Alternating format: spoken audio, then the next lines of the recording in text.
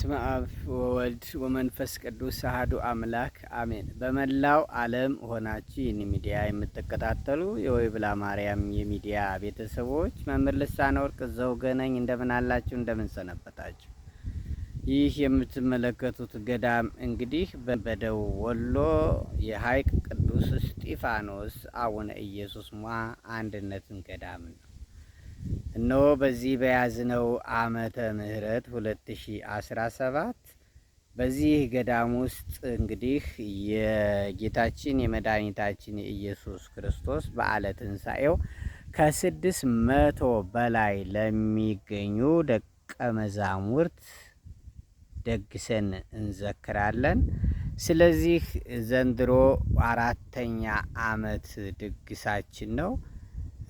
በእኔ አስተባባሪነት በእናንተ ለጋሽነት አባቶቻችንም ይሁን በእጄ እሰይ አበጃችሁ ብለው ወደውት እንግዲህ ፈቅደው ይህንን ዝክር እያዘጋጀን በየዓመቱ ደቀ መዛሙርቱን እያስፈሰክን እየዘከርን እንገኛለን። በዘንድሮም ዓመት በዚህ ገዳም ውስጥ የሚኖሩ በቀለም አባቶቻችን፣ በእውቀት ወንድሞቻችን፣ ልጆቻችን ደቀ መዛሙርቱ ደስ ብሏቸው እንዲያሳልፉ ሁላችሁም የቻላችሁትን ደግፉ። ለዚህ ዝክር የሚያስፈልገን ግብአት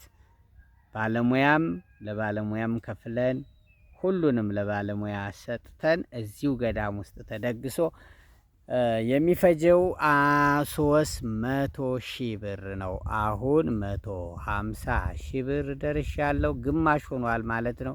ጾማችንም እንግዲህ መዘከሪያውን ግማሽ ሆኗል።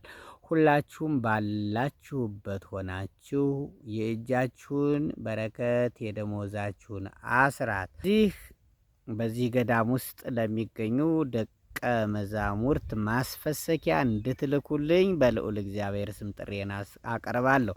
ሁሌም በየዓመቱ የምትልኩልኝ እግዚአብሔር ይስጥልኝ። እግዚአብሔር ከሁላችሁ ጋር